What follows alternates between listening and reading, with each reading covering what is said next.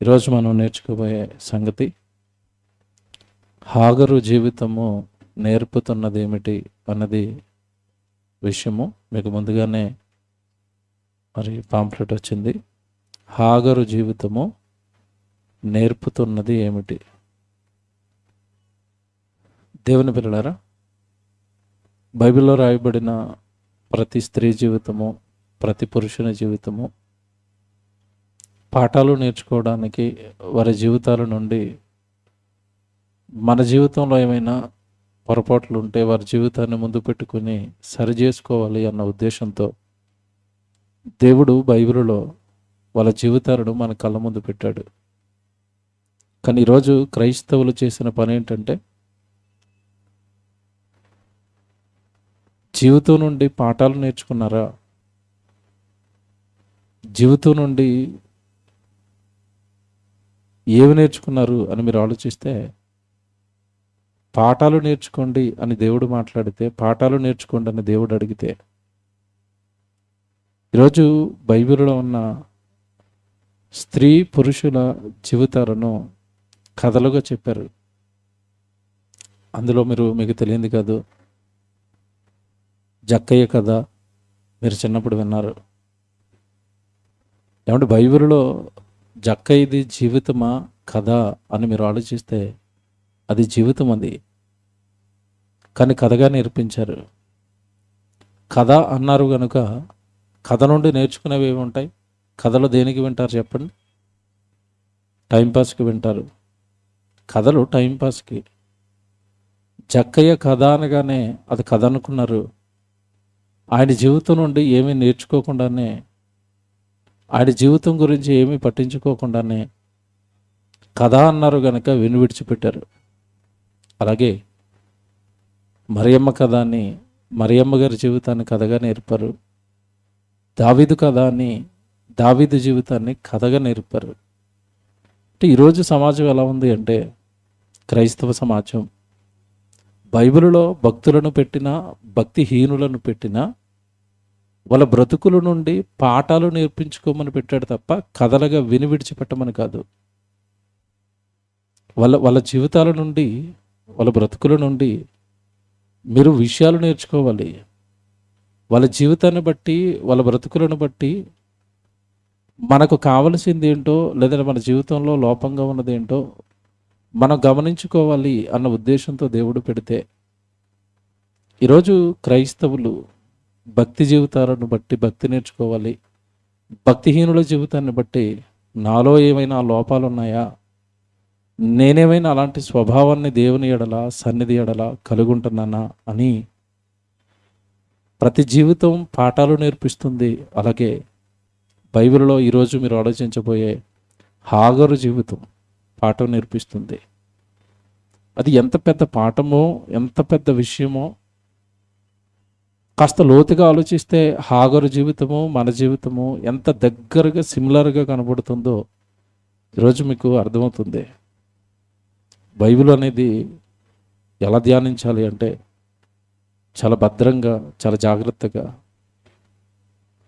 రాయబడుతున్న ప్రతి మాటను అన్వయించుకుంటూ, రాయబడుతున్న ప్రతి మాటలో ఉన్న, వాక్యంలో ఉన్న ప్రతి మాట నా జీవితానికి ఏమైనా దగ్గరగా, నా జీవితానికి ఏమైనా స్పష్టంగా కనబడుతుందా? నా జీవితంలో ఉన్న లోపాలు ఏమైనా కనబడుతున్నాయా?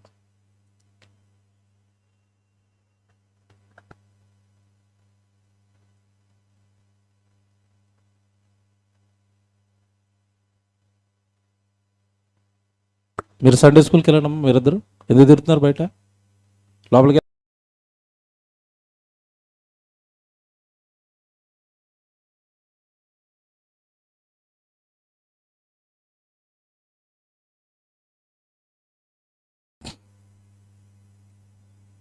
విషయం ఆలోచించండి జాగ్రత్తగా. హాగరు జీవితం, దేవుడండి ఆదికాండంలో అబ్రహాము గారికి భారీగా చేర్చబడింది హాగరు. మీకు తెలియదు కాదు.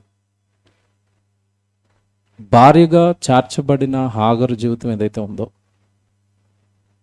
ఈవిడ జీవితంలో నుండి దేవుడి యొక్క సలహాలు, దేవుడి యొక్క సూచనలు, ఈవిడి జీవితానికి దేవుడిచ్చినట్టుగా కనపడుతుంది బైబిల్లో మనకి. దేవుడే ఈవిడ జీవితాన్ని కల్పించుకొని మాట్లాడుతున్నట్టుగా దేవుడు మనకి బైబిల్లో కనపడతాడు. చాలా జాగ్రత్తగా వినాలి. మీరు చాలా సంవత్సరాల నుంచి అలా చదువుకుని ఉంటారు, కానీ ఇంత లోతుగా అక్కడ ఆలోచించి మీరు ఉండరు. ఈవిడ జీవితాన్ని దేవుడు కల్పించుకుంటాడు కోరుండి, ఆయనే వస్తాడు. చాలా మంచి సూచనలు సలహాలు ఈవిడ జీవితానికి దేవుడు ఇస్తాడు. కానీ హాగరు పట్టించుకున్న దాఖలాలు మనకు కనపడవండి. ఈ హాగరు జీవితం మనకేమి నేర్పిస్తుంది? హాగరు జీవితం నుండి మనమేం నేర్చుకోవాలి పాఠాలు అంటే, హాగరు అనగానే ఈవిడ జీవితం మీరు లోతుల్లోకి వెళ్ళి ఆలోచిస్తారండి. ఎవరు అసలు ఈ హాగరు? అబ్రహాముకు భార్యగా శారమ్మ చేర్చబడింది అని మాత్రం మనకి తెలుసు తప్ప, ఈవిడ లోతుగా ఈవిడ జీవితం ఏంటి, ఎక్కడ ప్రారంభమైంది, ఎలా వచ్చింది అబ్రహాము కుటుంబంలోనికి, అబ్రహాము కుటుంబంలో ఎలా ఇమడలేకపోయింది, అబ్రహాము కుటుంబంలో ఆమెను ఇమర్చటానికి దేవుడు ఎన్ని ప్రయత్నాలు చేసినా వాటన్నిటిని ఎలా నాశనం చేసుకుంది అన్నది ఈవిడ జీవితం మనకి నేర్పించే పాఠాలు. ఎవరు ఈ హాగరు అంటేనండి, ఈమె ఐగుప్తీరాలు, ఐగుప్తు దేశానికి చెందిన ఒక స్త్రీ. హాగరు అనగానే ఐగుప్తు దేశానికి చెందిన ఒక స్త్రీ. ఇది మీరు మర్చిపోకూడదు, ఇది గుర్తుపెట్టుకోవాలి. మరి అబ్రహాం కుటుంబంలోకి ఎలాగొచ్చిందంటే, ఐగుప్తురాలి కదా, అబ్రహాం కుటుంబంలోకి ఎలాగొచ్చింది అంటే, ఒకానొక సందర్భంలో అబ్రహాం గారు ఉంటున్న దేశంలో కరువు వస్తే దేవుడు వెళ్ళమన్నాడు కదా అని దేవుడి మాట చొప్పున అబ్రహాం గారు ఐగుప్తుకి వెళ్ళాడు. ఐగుప్తుకు అబ్రహాం గారు వెళ్ళిన తర్వాత ఐగుప్తులో అబ్రహాం గారు నివాసం ఉంటున్న టైంలో అబ్రహాం గారి కుటుంబంలోనికి హాగరు దాసిగా చేర్చబడింది. పనికత్తెగా పని చేయడానికి అబ్రహాము కుటుంబంలోనికి చేర్చబడింది. ఇచ్చింది కూడా ఎవరు అంటే, ఐగుప్తు యొక్క చక్రవర్తి ఫరోనే అబ్రహాముకు దాసిగా, దాసులుగా, పనికత్తులుగా తన దేశంలో ఉన్న కొంతమందిని ఇచ్చాడు. వాళ్ళలో ఒకటిగా హాగరు అబ్రహాము కుటుంబానికి చేరింది. జాగ్రత్తగా వినండి. ఒకసారి చరిత్రంత బైబిల్లో ఉంటుంది, ఒకసారి అక్కడికి వెళ్ళి చదువుకుందాం త్వరగా. ఆదికాండం 12వ అధ్యాయం 10వ వచనం నుంచి మనం చూస్తే, ఆదికాండము 12వ అధ్యాయము, ఆదికాండం 12వ అధ్యాయము 10వ వచనం నుంచి మీరు చూడండి. అప్పుడు ఆ దేశములో కరువు వచ్చెను, ఆ దేశంలో కరువు భారముగా ఉన్నందున అబ్రహాము ఐగుప్తు దేశములో నివసించుటకు అక్కడికి వెళ్ళెను. ఏమంటే అబ్రహాం గారు శారమ్మను తీసుకుని వెళ్ళాడు. కానీ ఆ దేశం అనగానే మీకు తెలియదు కాదు, ఐగుప్తు దేశం అనగానే భయంకరులు వాళ్ళు, క్రూరులు వాళ్ళు.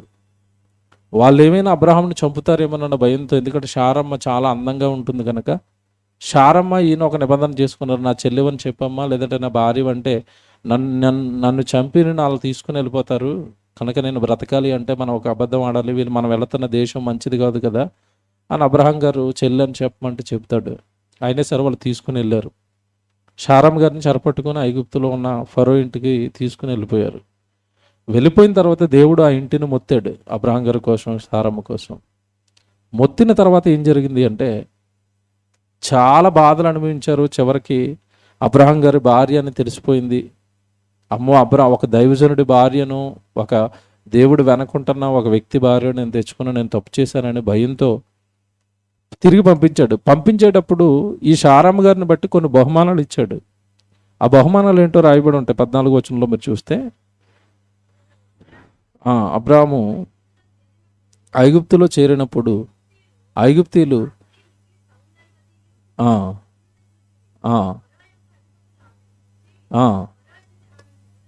ఫరో ఎదుట ఆమెను పొగిడిరు గనుక ఆ స్త్రీ ఫరో ఇంటికి తేబడును. అతడామను బట్టి 16వ వచనం చూడండి, అతడామను బట్టి అబ్రామునకు మేలు చేసెను.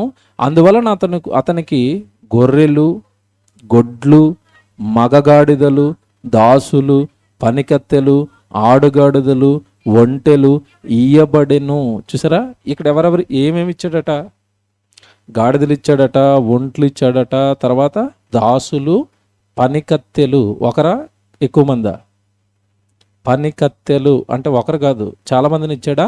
చాలా మందిని ఇచ్చాడు. ఈ చాలా మందిలో ఒకతే ఎవరు? హాగరు ఐగుప్తిరాలు కదా, వీళ్ళంతా ఐగుప్తీలు కదా. ఈ ఐగుప్తులో ఉన్న జనాంగాన్ని అబ్రహాంకి ఇస్తున్నాడు. అందులో ఒకటిగా తేవబడింది అబ్రహాము కుటుంబంలోనికి పనికెత్తెగా, దాసిగా, దాసురాలుగా ఐగుప్తురాలైన హాగరు. ఇదిగో ఈ అబ్రహాముకి ఇవ్వబడిన జాబితాలో వీళ్ళతో పాటు ఒకటిగా అబ్రహాము కుటుంబానికి చేరింది. Very good. ఇది హాగరు యొక్క చరిత్ర. మీరు లోతుల్లోనికి వెళితే ఇంతకాలం నుండి కథలుగా చెప్పి వాళ్ళ జీవితాలు మనకు అర్థమయ్యేటట్టుగా చెప్పలేదు వాక్యం. అందుకే ఎవరు కూడానండి బైబిల్లో నుండి నేర్చుకోకపోగా బైబిల్ను చదవడానికే ఇష్టపడటం లేదు. ఈరోజు కథలు అనేసరికి ఎవడు చదువుతాడండి కథల పుస్తకం?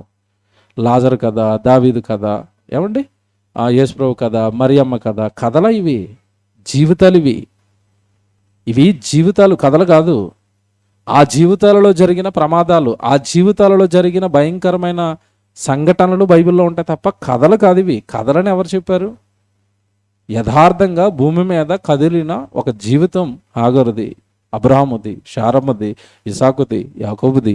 బైబిల్లో ఏ వ్యక్తి గురించి రాయబడినా అవి కథలు కాదు, జీవితాలు. ఇది గుర్తుపెట్టుకుని చదువుకోవాలి బైబిల్. అప్పుడే బైబిల్ బాగా అర్థమవుతుంది. రైట్. ఈ హాగరు జీవితం ఇలాగా ఏమండి ఒక దైవజనుడి కుటుంబంలోనికి ఒక దాసిగా పనికెత్తగా ఎంటర్ అయింది. Very good. ఇప్పుడు అబ్రహాం గారు ఎవరు? అబ్రహాం గారు ఎవరు అంటే ఒక దైవజనుడు, ప్రవక్త, దేవుడు తరచుగా మాట్లాడుతున్న వ్యక్తి, దేవుని వలన ఆశీర్వదింపబడిన వ్యక్తి, దేవుడు తోడుతో, దేవుడి కృపతో ఏమంటే ప్రయాణాలు జరిగిస్తున్న వ్యక్తి. ఒక రకంగా అబ్రహాము అనగానే ఎవరు అంటే, అబ్రహాం గారు ఎవరు అంటే ప్రవక్త, దేవుని స్నేహితుడు, దేవుని వలన ఆశీర్వదింపబడినవాడు, దేవుని వలన మేలుడు పొందుకున్నవాడు, దేవుని కృపను పొందుకున్నవాడు, దేవుడి యొక్క తోడులో ఉంటున్నవాడు. Very good. ఈ విషయం అంతా కూడానండి హాగరుకు తెలుసు. ఈ ఐగుప్తిరాలైన హాగరుకు ఈ విషయం అంతా తెలుసు. హాగరు ఇది ప్రతిదీ గమనిస్తుంది. ఎందుకంటే అబ్రహాం గారి కుటుంబంతో ఉన్నప్పుడు, అబ్రహాం గారి కుటుంబంలో ఉన్నప్పుడు, అబ్రహాం గారి కుటుంబంతో దేవుడు జరిగిస్తున్నవన్నీ ఇవిడికి తెలియకుండా ఉంటాయంటే తెలుసు. జాగ్రత్తగా మీరు ఆలోచిస్తేనండి ఆవిడ ఎంత తప్పు చేసిందో ఈరోజు మీకు అర్థమవుతుందండి. ఒక దైవజనుడి కుటుంబంలోనికి ఒక దాసి, పైపెచ్చు ఆ ఐగుప్తు దేశం ఎలాంటిది అంటే భయంకరమైన పాపాలతో, నేరాలతో క్రూరులు ఉండాలి. ఐగుప్తీయులు అనగానే క్రూరులు వాళ్ళు. అంతటి క్రూర సమాజంలో నుంచి ఏమండి అక్కడి నుంచి విడిపించబడి ఒక దైవజనుడికి ఏమండి మరి పనికెత్తగా దైవజనుడి కుటుంబంలో పని చేసుకునే భాగ్యాన్ని పొందుకుంది హాగరు. అలా చేర్చబడింది కుటుంబంలోనికి. Very good. కుటుంబం ఇప్పుడు ఈవిడి జీవితం మనకేం పాఠాలు నేర్పిస్తుంది అంటేనండి, ఒకసారి మీరు హాగరు జీవితాన్ని జ్ఞాపకం చేసుకుంటే సిమిలర్గా హాగరు జీవితం ఎలాగైతే ఉంటుందో మన జీవితం కూడా అలాగే ఉంటుంది. సిమిలారిటీస్ కనపడతాయి మనకి. ఏంటి అంటే ఆవిడ దాసిగా ఒక మంచి దైవజనుల కుటుంబంలోనికి ఎలా జాయిన్ అయిందో మన గురించి కూడా దేవుడు పలికిన మాట ఏంటో తెలుసా అండి బైబిల్లో? అసలు మన గురించి దేవుడు బైబిల్లో రాసిన మాట ఏంటో తెలుసా? మనము కూడా ఒకప్పుడు దాసులమే కదా. పాపానికి దాసులం, నేరాలకు దాసులం, భయంకరమైన విచ్చలవిడి జీవితానికి దాసులం. ఒకప్పుడు మన బ్రతుకులు ఏం బాగున్నా చూడండి. ప్రభులోనికి రాకమునుపు అనుజనులు చేస్తున్న పాపాలని మనం చేయలేదా? వాళ్ళు చేస్తున్న నేరాలని మనం చేయలేదా? వాళ్ళు చేస్తున్న మోసాలు, వాళ్ళు చేస్తున్న ఏమంటే భయంకరమైన చేష్టలు మన జీవితంలో లేవంటే ఉన్నాయి. అంటే ఒకప్పుడు మనం లోకానికి దాసులం. లోకానికి దాసులమైన మనలను దేవుడు తన ఇంటిలోనికి చేర్చాడు. తన ఇల్లు అనగానే సంఘంలోనికి దేవుడు చేర్చాడు. ఒకసారి గలతీ పత్రిక మంచి మాట ఉంటుంది చూడండి. గలతీలకు రాసిన పత్రిక 4వ అధ్యాయము 3వ వచనం ఒకసారి బైబిల్లో చూడండి. గలతీలకు రాసిన పత్రిక 4వ అధ్యాయము, గలతీలకు రాసిన పత్రిక 4వ అధ్యాయము 3వ వచనం జాగ్రత్తగా చూడండి. గలతీలకు రాసిన పత్రిక 4వ అధ్యాయము 3వ వచనం. అటువలే మనమును బాలురమై ఉన్నప్పుడు లోక సంబంధమైన మూలపాఠములకు లోబడి దాసులమై ఉంటిమి. లోక సంబంధమైన మూలపాఠములకు లోబడి దాసులమై ఉంటిమి. మనం కూడా ఎవరు చెప్పండి? దాసులమే. అయితే 4వ వచనం చూడండి. అయితే కాలము పరిపూర్ణమైనప్పుడు దేవుడు తన కుమారుణ్ణి పంపించాడు. ఎవరా కుమారుడు అంటే యేసుక్రీస్తుల వారు. ఆయన వచ్చి చెప్పాడు ఇవన్నీ మనకి. నాయన ఇది లోకము, ఇది పాపము, ఈ జీవితం అశాశ్వతము, 60-70 ఏళ్ళు ఉండే ఈ జీవితం కోసం మీ బ్రతుకును వృధా చేసుకుంటున్నారు, మీ కాలాన్ని వృధా చేసుకుంటున్నారు, ఈ లోకం కోసం బ్రతికేస్తున్నారేంటి? మీరు లోకానికి దాసులైపోయారేంటి? అది మీ మీద యజమాని అయిపోయింది ఏంటి? మీ బ్రతుకంతా లోకానికి ఇచ్చేసారేంటి? మీరు దాసులు అంటే ఇప్పుడు ఆ లోకం మనకి మీద ఏమైంది? యజమానిగా మారిందా? ఏమంటే మీకు మాట చెప్తాను, ఒకడు సిరికిని దేవునికిని దాసులుగా ఉండనేరరు. ఇక్కడ ఆ పదాలు వినండి. ఒకడు సిరికిని దేవునికిని దాసులుగా ఉండనేరరు అంటే అర్థం ఏంటి? మీ యజమానుడు దేవుడా, మీ యజమానుడు ధనమా? అక్కడ అంతే కదా అర్థం. సిరికిని దేవునికిని దాసులుగా ఉండరంటే అది యజమానిగా మారిపోయింది. ఏది యజమానిగా మారిపోయింది? ధనం యజమానిగా మారిపోయిందా? ఇప్పుడు యజమానిగా ధనం మారితే కిందన్న దాసుడు ఏం చేస్తాడు? యజమానుడు బ్రతకమన్నట్టుగానే బ్రతుకుతాడు. అంటే ఈరోజు మానవ సమాజం అంతా, ఏమండి, మానవ సమాజాన్ని అంతా కూడా ఆడిస్తున్న యజమానుడు ఎవరు చెప్పండి? డబ్బు, ధనం. ఆ డబ్బు, నీకు 2 కోట్లు కావాలా, ఆయన చంపేయి అంటుంది డబ్బు. వీడేం చేస్తాడు? ఆ 2 కోట్ల కోసం మనిషిని చంపేస్తాడు. అంటే వీడి మీద బాస్ ఎవరయ్యారు ఇప్పుడు? డబ్బు అయ్యాడు కదండి. డబ్బు ఆడించినట్టే కదండి మనిషి ఆడుతున్నాడు ఈరోజు. దేవుడి దగ్గరికి రావట్లేదు ఎందుకంటే సెలవు లేదు అంటాడు. సెలవు లేని ఉద్యోగం ఎందుకు చేస్తున్నావు? నా ప్రశ్న ఏంటంటే, సెలవు లేదంటున్నావు కదా, సెలవు లేని దేవుడి దగ్గరికి సెలవు ఇవ్వలేనంత ఉద్యోగం ఎందుకు చేస్తున్నావు? అంటే నీ బాస్ ఇప్పుడు దేవుడా, డబ్బా? డబ్బే, అంతే కదండి. మేము దేవుడి దగ్గరికి రాలేకపోతున్నాం, మేము దేవుడి దగ్గర ఉండలేకపోతున్నాం. ఏంటి ఈ మాటలేంటి? దేవుడి కంటే నీకేం ఎక్కువ ఈ లోకంలో? నీ డబ్బు, నీ ఉద్యోగం, నువ్వు ఖాళీ లేని నీ బిజీ ప్రపంచం ఏమైనా నీకు పరలోకాన్ని ఇస్తుందా? మరణం తర్వాత దేవుడి దగ్గరకు నిన్ను చేరుస్తుందా? భూమి మీద ఏమైనా నిన్ను క్షేమంగా కాపాడుతుందా? ఏంటంటే అసలు కాపాడే దేవుడిని విడిచిపెట్టి యజమానులుగా దేన్ని మార్చుకున్నారు? అదే చెప్తున్నాడు ఇక్కడ. ప్రభు రానప్పుడు మనమంతా ఇలా బ్రతికేసాం. ఒకప్పుడు మన లోకానికి ఎవరమంట? దాసులమై ఉంటిమి. లోకానికి మనం దాసులమయ్యాం. ఇప్పుడు మనం ఎవరికి దాసులం? దైవ దాసులమా, దేవునికి దాసులమా, లోకానికి దాసులమా? ప్రభు వచ్చిన తర్వాత ఈ లోకంలో ఉన్న దాసులందరినీ కూడా తన దాసులుగా మార్చుకుని తన ఇంట్లోనికి తెచ్చుకున్నాడు. తన ఇల్లు అనగానే ఏంటో తెలుసండి? హాగరు అబ్రాహాము కుటుంబంలోనికి జాయిన్ అయింది కదా. మనం ఎవరి కుటుంబంలోకి వచ్చాం తెలుసా? దేవుని కుటుంబంలోనికి వచ్చాం. ఎఫెసీయులకు రాసిన పత్రిక 2వ అధ్యాయము 19వ వచనం చూడండి. మనం ఎవరి ఇంట్లోకి వచ్చాం, మనం ఎవరి ఇంట్లో ఉన్నామో చెప్తున్నాడు. ఎఫెసీయులకు రాసిన పత్రిక 2వ అధ్యాయము 19వ వచనం చూడండి. కాబట్టి మీరు ఇక మీదట పరజనులను పరదేశులనై ఉండక పరిశుద్ధులతో ఏకపట్టణస్థులను దేవుని ఇంటి వారునై ఉన్నారు. ఆ పదం చూడండి. దేవుని ఇంటివారు, దేవుని ఇంటివారు అంటే ఇప్పుడు బాప్తిస్మము తీసుకున్న వాళ్ళు సంఘంలోనికి చేర్చబడిన వారు ఎవరింట్లోకి వచ్చారట? దేవుని ఇంట్లోకి. రాకమునుపు మన జీవితం ఏంటట? దాసులము కదా. లోకానికి దాసులమైన మనలను యేసుక్రీస్తుల వారు వచ్చి సాక్షాత్తు ఎవరింట్లో కూర్చోబెట్టాడు అంటే దేవుడి ఇంట్లో కూర్చోబెట్టాడట. అంటే ఇప్పుడు మనం సంఘంలో కూర్చున్నామంటే ఇది ఎవరి ఇల్లు? దేవుని ఇల్లు కదండి, దేవుడి స్థలం కదండి, ఇది దేవుడి సన్నిధి కదండి. సంఘము అనగానే దేవుని ఇల్లు, ఇది మర్చిపోకూడదు ఎప్పుడు.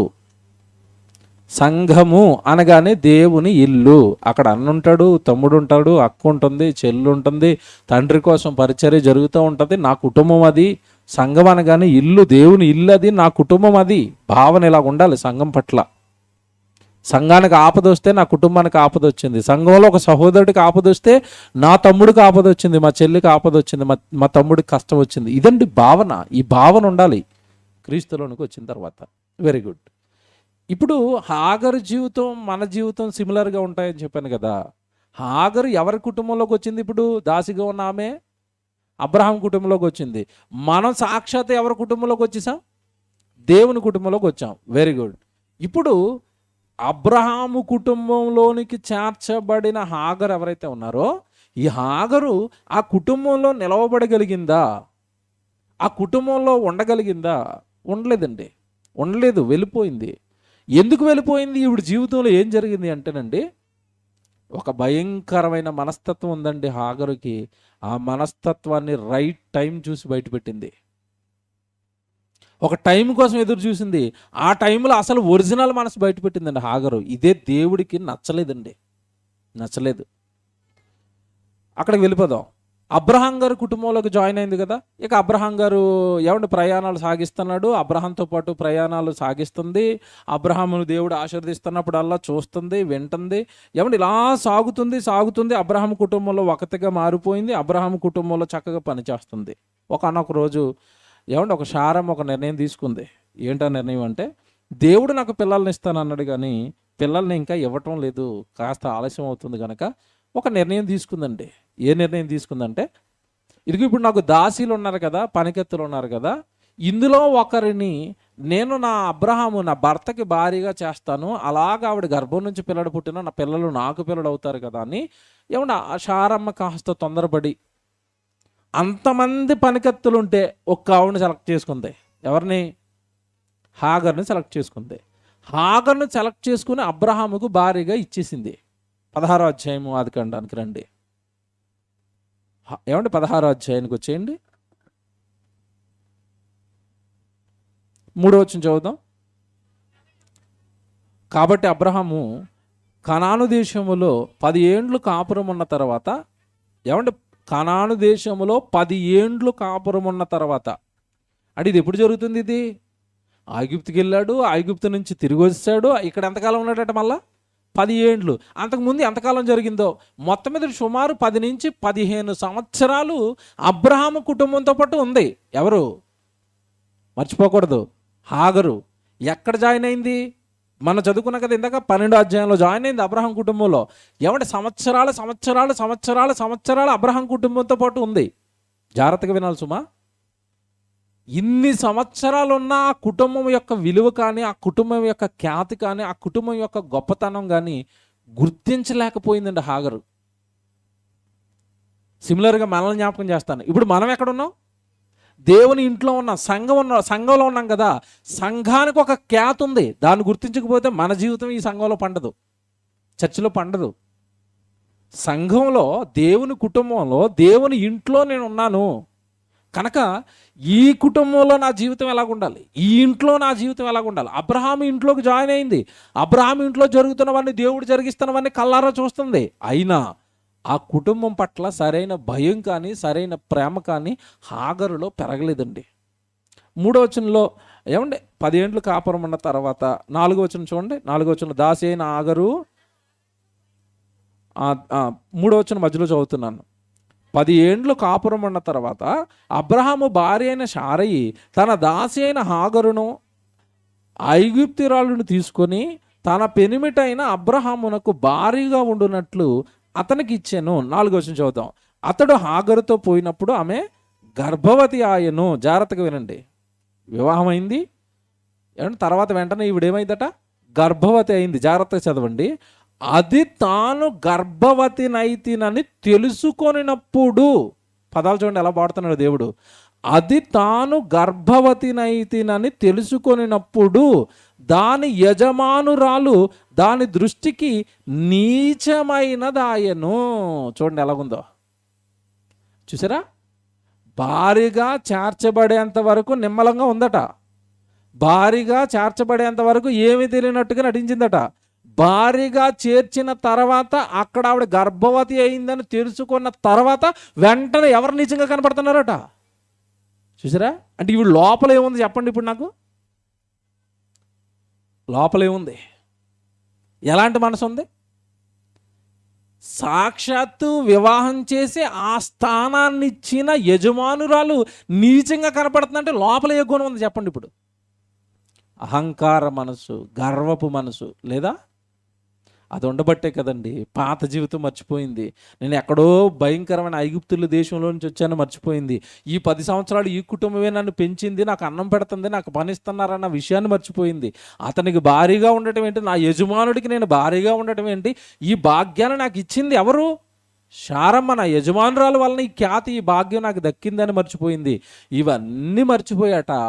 గర్భం పండగానే ఎవరు నీచమైపోయారట? యజమానురాలు నీచమైందట.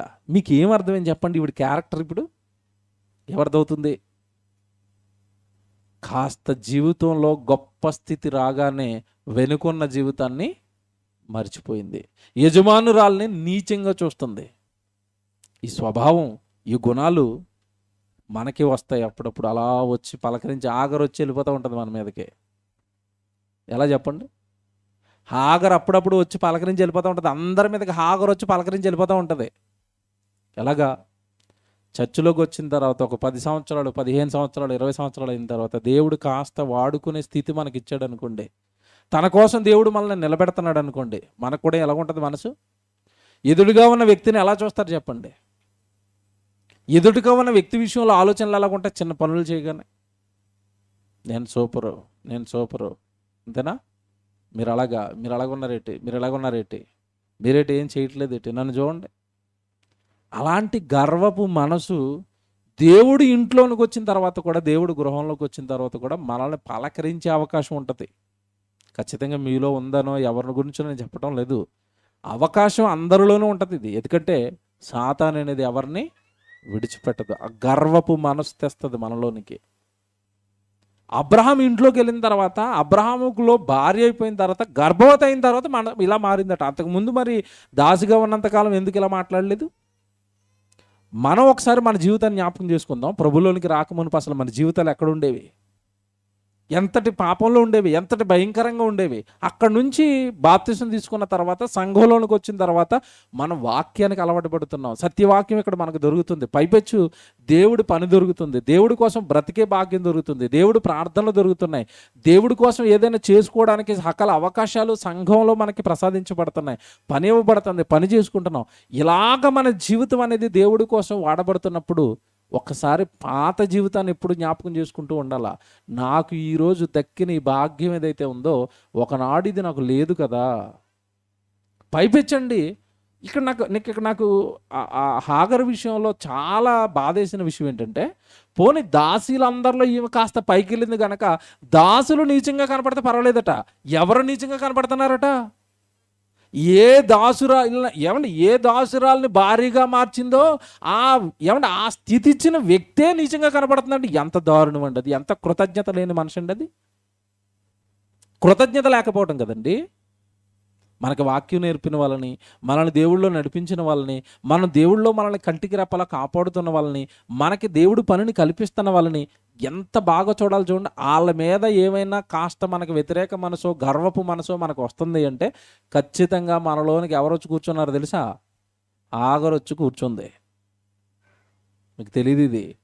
జాగ్రత్త పడతారని ముందుగానే చెప్తున్నాను. దేవుడి వాక్యంలో, దేవుడి సంఘంలో మనకి దొరుకుతున్న ఖ్యాతి ఎవరి వలన మనకు ఆ భాగ్యం వచ్చింది, ఎవరి వలన నడిపించబడ్డాం, ఎవరి వలన పోషించబడుతున్నాం, ఎప్పుడు ఇది జ్ఞాపకాలలో ఉంచుకోవాలి. జయశాల్ గారి గురించి ఎప్పుడు మేము ఎందుకు ప్రార్థనలో జ్ఞాపకం చేస్తాం, ఎందుకు డాడీ అని అందరితోనూ చెబుతాం, ఎందుకు ఆయన కష్టాన్ని జ్ఞాపకం ఉంచుకుంటా తెలుసండి? ఇప్పుడు ఆయన కేవలం తిరగకుండా శనివారం ఆదివారం వాక్యాలు మాత్రం చెప్తున్నాడు. ఒకప్పుడు ఆయన చేసిన ప్రయాణాలు, ఒకప్పుడు ఆయన పడిన కష్టం. నేను ప్రాంతాలు తిరుగుతున్నప్పుడు మా దగ్గరికి డాడీ వచ్చాడు, ప్రసంగాలు చెప్పాడు, అందుకే ఇక్కడ ఇది నిలబడింది అనగానే ఆయన కష్టాన్ని జ్ఞాపకం చేసుకుంటున్నాం, ఆయన ప్రసంగాలు జ్ఞాపకం చేసుకుంటున్నాం. నిజంగా అలా విడగొట్టి ఆ తొలినాళ్ళలో ఆయన వాక్యం నేర్పించకపోతే ఈరోజు మనకి బైబిల్ అర్థమయ్యేది కాదు కదా. ఆయన వల్ల కదా ఈరోజు మనం నిలబడ్డాం, ఆయన వల్ల కదా ఈరోజు పరిచర్య చేయగలుగుతున్నాం, ఆయన వల్ల కదా సత్యవాక్యం దొరికింది అని ఎప్పటికీ కంఠంలో ప్రాణం ఉన్నంత కాలం వాక్యం నేర్పించాడు. ఇది ఇలా ఉండాలి. తండ్రిగా ఆయన నేర్పిన దాన్ని పట్టుకొని మేము కష్టపడి మేము నేర్చుకుని మాకు ఆయనే నేర్పాడు. మధ్యకాలంలోనండి ప్రకాశం జిల్లాలో ఒక సభ జరిగిందండి. అది దొనకొండ ఊరు పేరు. ఆ చర్చ్ పేరండి తెలుగు బాప్టిస్ట్ చర్చ్ అని ఉంది. ఆ చర్చ్ ఎప్పటిదో తెలిసిండి, అది బ్రిటిష్ వాళ్ళు ఉన్న కాలంలో కట్టారట. ఇప్పటికే ఆ చర్చికి ఇటకలు లేవు, రాయిలతో కట్టారండి. ఒక రాయి పైన ఒక రాయి, ఒక రాయి పైన ఒక రాయి, అన్ని రాళ్ళతోనే కట్టారు. చుట్టూ రాళ్ళతో కట్టండి, పైన స్లాబ్కి వేయడానికంటే టేకు వాడారు. లోపల డిజైన్ చేసి టేకు వాడారు, ఆ పైన చిన్నగా స్లాబ్ వేశారు. అప్పట్లో పాత చర్చ్ అండి అది. ఎప్పుడో 90s కట్టారట. అప్పట్లోనే దానికి వాడడానికండి 2 కోట్ల రూపాయలు టేకు వాడారట. అప్పట్లోనే షిప్ మీద తెప్పించి. అంత కాస్ట్లీ చర్చ్, అంత పెద్ద చర్చ్, చాలా పెద్ద ల్యాండ్ ఉంది. ఆ చర్చ్ బయట సభ పెట్టుకోవడానికి పెద్ద ల్యాండ్ ఉంది. మన పిల్లలు వాళ్ళని ఒప్పించి అక్కడ సభ పెట్టారండి. 2 రోజులు వాక్యం చెప్పాం. చివరి రోజు ఓ మాట చెప్పాను నేను. చివరి రోజు సభలో ఆ వాక్యంలో మాట్లాడుతూ మాట్లాడుతూ మేము ఒక మాట చెప్పాం. ఈరోజు మా తండ్రి గారు జయశాలి గారి గురించి తెలియక అందరూ తప్పుడుగా చెప్పేశారు. ఎవరో చెప్పిన విని ఆయన తప్పుడుగా ఆయన అర్థం చేసుకున్నారు, ఆలోచించారు. ఆయన ఎంత గొప్పోడో చెప్తాను మీకు ఈరోజు అని ఓ మాట చెప్పానండి.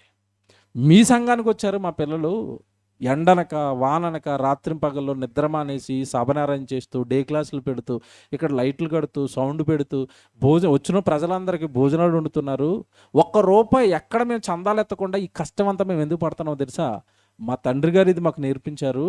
నేను మీకు బైబిల్ నేర్పిస్తాను నాయన, మీ కష్టంతో మీరు వెళ్ళి నా సహోదరులు అందరికీ వాక్యం నేర్పండి అని మమ్మల్ని తయారు చేసి సమాజంలో విడిచిపెట్టాడు. అది జయశాలి గారు అంటే నిస్వార్థమైన సేవకు సింబల్ ఆయన అని చెప్పాను.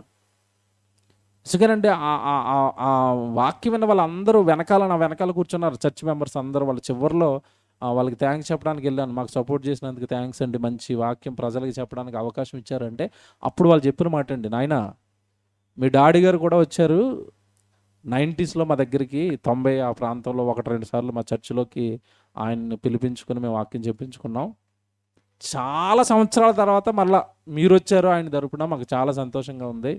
కొన్ని సంవత్సరాల తర్వాత మరలా మీరు వచ్చారు వాక్యం చెప్పడానికి, మంచి వాక్యాలు చెప్పారు నాయన, మేము ఎప్పుడు మీకు సపోర్ట్ చేస్తాం, మీరు మా దగ్గరకు వచ్చి సభలు పెట్టండి, వాక్యం చెప్పండి అన్నారు. అదిగోండి అదేనండి చర్చ్ ఎలా ఉంది చూడండి, అన్ని రాళ్ళునండి, అవి ఒక్క ఇటక వాళ్ళలేదు.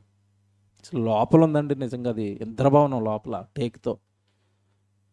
కనుక దేవుని పిల్లలారా, ఇది మీకు ఎందుకు చెప్పానంటేనండి, ఆయన వేసిన విత్తనాలు, ఆయన నేర్పిన ఏమండి వాక్యం ఈరోజు అలా వెళుతుంది సమాజంలోకి. వెళ్ళిన ప్రతి చోట ఆయన గురించి మేము చెప్తున్నాం. కారణం వాక్యం నేర్పాడండి, మమ్మల్ని నిలబెట్టాడండి. ఏమండి ఈ కృతజ్ఞత ఏమైనా, ఇలాంటి భావన ఏమైనా హాగర్లో మనకు కనపడుతుంది అక్కడ? లేదు. ఏ యజమానురాలైతే గొప్ప చేసిందో ఆ యజమానురాలునే తృణీకరిస్తున్న జీవితం శారమ్మ జీవితం, క్షమించండి హాగర్ జీవితం. ఇక్కడ మీరు ఇక్కడ విషయం గమనించండి, నీచంగా చూస్తుంది, ఏమండి భయంకరంగా తప్పుడుగా చూస్తుంది. దీనికండి శారయ్య ఎవరైతే ఉన్నారో శారమ్మ కుమిలిపోయిందండి. కుమిలిపోయి భర్త దగ్గరికి వెళ్ళింది. భర్త దగ్గరికి వెళ్ళి చెప్తుంది, ఇదిగో అది ఇలా ప్రవర్తిస్తుంది, నా ఎడలు ఇలా చేస్తుంది అన్నప్పుడు అబ్రహాము చాలా గొప్పోడు అండి. అబ్రహాం ఎంత గొప్పోడు అంటే, అబ్రహాం అంటున్నాడు, అవునా నీ దృష్టి నిన్ను అలా చేస్తుందా అది?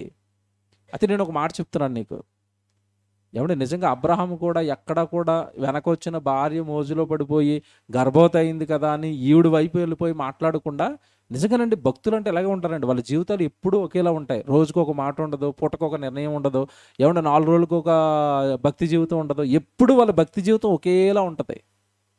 శారమ్మ విషయంలో అబ్రహాం అన్న మాట ఏంటో తెలుసండి, శారమ్మ నువ్వు నాకు భార్యవి అఫీషియల్గా, ఆ దాసిని నువ్వు భార్యగా చేసుకోమని నువ్వే తెచ్చి నాకు ఇచ్చావు కనుక ఆవిడ నీ చేతుల్లో ఉంది, నీ దాసి నీ చేతుల్లో ఉన్నది, నీ దాసి ఎడల నీకిష్టం వచ్చినట్టుగా చెయ్యి అన్నాడు. అబ్రహాం ఎంత మంచోడు చూడండి. ఏమంటే 2 పెళ్ళిళ్ళు అయిన తర్వాత, ఏమంటే 2 పెళ్ళిళ్ళు అయినాయి అనుకోండి, ఒక వ్యక్తి 2 పెళ్ళిళ్ళు చేసుకున్నాడు అనుకోండి, వెనకాల వచ్చిన భార్య మీద ఉన్నంత ప్రేమ ముందున్న భార్య మీద ఉంటుందా? ఈవిడ అందంగా ఉంటుంది, ఈవిడ యంగగా ఉంటుంది, అసలు ఏమండి ఈవిడ మీద మనసు వెళ్ళిపోయి పాత భార్యలు ఏం చేస్తారు చెప్పండి? అప్పుడప్పుడు చేసుకుంటారు, లోకంలో 2 పెళ్ళిళ్ళు చేసుకుంటారండి. ఈ 2 పెళ్ళిళ్ళు చేసుకున్న వాళ్ళు ఎవరిని బాగా చూస్తారు చెప్పండి? ఎవరిని బాగా చూస్తారు? పోనీ మీకు ఇది అర్థం అవ్వకపోతే, అప్పుడప్పుడు భార్య చచ్చిపోయిన వెంటనే పెళ్లి చేసుకుంటారు కొంతమంది. ఆ పాత ఆవిడ గురించి అసలు ఏముండదండి, వెనకాల ఇప్పుడు కొత్తగా వచ్చింది చూడండి ఆవిడికి చేస్తారండి వీళ్ళు అసలు. అబ్బా పాత ఆవిడకి ముద్ద కూడా పెట్టరు, ఈవిడికి అసలు బట్టలు నగలు ఏం కావాలమ్మా ఎందుకు కొత్త పెళ్ళి, కొత్త భార్య. ఇలాంటి దుర్మార్గుడు కాదండి అబ్రహాము. కొత్తగా వివాహం అయింది కదా ఆవిడ మోజులో పడిపోలేదు. అమ్మా శారమ్మ నువ్వే ఇచ్చావు కదా నాకు, నిన్ను హింసిస్తుంటే నువ్వెవరు అనుకుంటున్నావు? అది నీకు దాసి, నువ్వెవరివి? యజమానురాలివి, మర్చిపోయావా? నీ దాసి ఎడల నీకిష్టమైంది చెయ్యి అన్నాడు. అబ్రహాం ఎంత సూపర్ అండి. నా భార్య ప్రెగ్నెంట్తో ఉంది, ముట్టుకోకు, నువ్వు నాటకాలు ఆడుకు, నువ్వు దూరంగా ఉండి అన్నాడా? అలాంటివాడు కాదండి అబ్రహాం. చూడండి ఎంత మంచి ఆ మాట ఎంత బాగుంటుంది చూడండి. 5వ వచనం అండి, 6వ వచనం. అందుకు అబ్రహాము, ఇదిగో నీ దాసి నీ చేతిలో ఉన్నది, నా భార్య అంటున్నాడా నీ దాసి అంటున్నాడా? అబ్రహాం ఎంత సూపర్ అండి. నీ దాసి అది, మర్చిపోను నేను రోజుకోలా మారిపోయేవాడిని కాదు. నాకు భార్య అయిపోయింది కదా, ఈవిడే నా రాణి, ఈవిడే నా సర్వస్వం, ఇది కాదు. ఒకప్పుడు నీకు దాసి కదా, ఇప్పుడు దాసి. అది నీ దాసి ఎడల్లా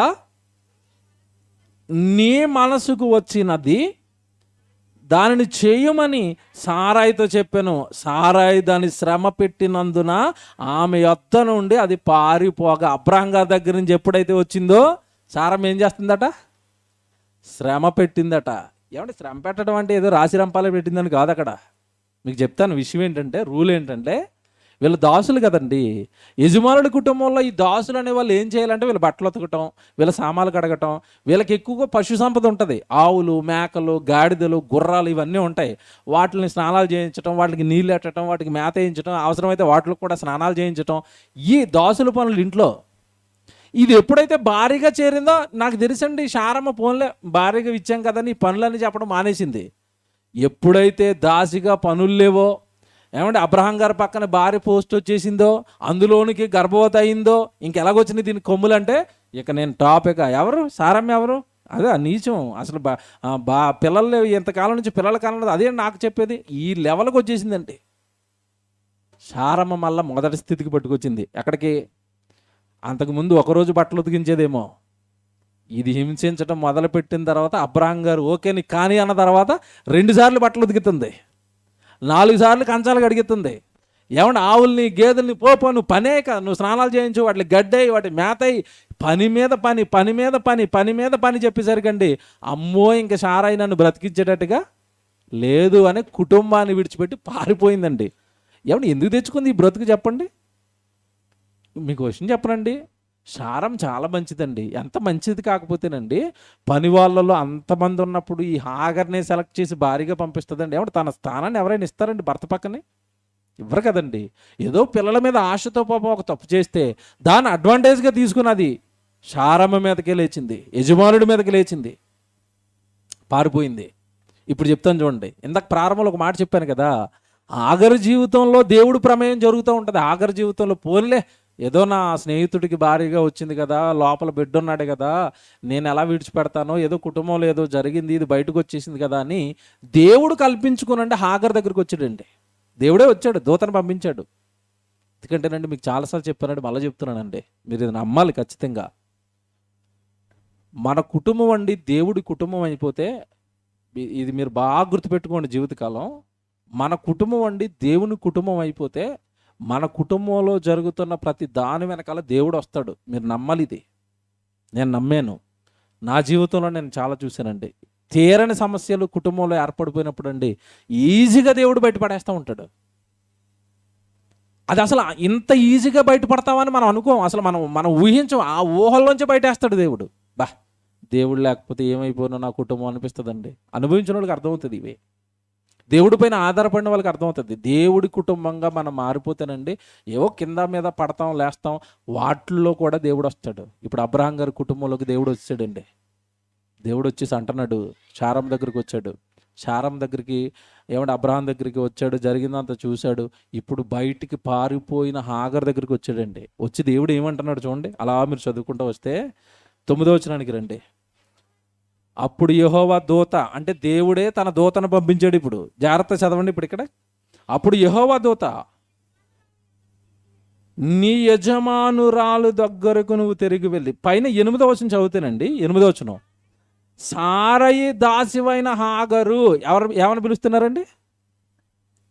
దేవుడు ఏమని పిలుస్తున్నాడు ఇప్పుడు హాగర్ని? అబ్రహాము 2వ భార్య అయిన హాగరు అన్నడా? సరే, ఈయన కూడా ఏమని పిలుస్తున్నాడు? ఈ విషయం అర్థం కాకండి చెప్పకూడదు. ఒక సమాజం ఉంది, ఇలా అంటున్నారు. అసలు అబ్రహాం గారు బలిచ్చింది ఇస్సాకుని కాదు, ఇస్మాయిలీని. అసలు అబ్రహాం గారికి అసలు సిసలైన భార్య ఎవరంటే ఆగరే. మా సంతానమే సూపరు. ఇశ్రాయేలు ఏమన్నారు, అందులోంచి వచ్చిన యేసుప్రభు ఏమన్నాడు? మీకు తెలియదు కదా ఎవరి గురించి మాట్లాడుతున్నాను. ఇప్పుడు మంద ఉంది. ఈ మంద అంటుంది ఆ రోజు ఇస్సాకుని కాదు బలిచ్చింది, మా హాగరే టాపు అంటే. ఏమండి ఇలాగ ఒక కుర్రోడు వాదిస్తే ఒక మాట చూపించి ఇదే వచనం చూపించానండి.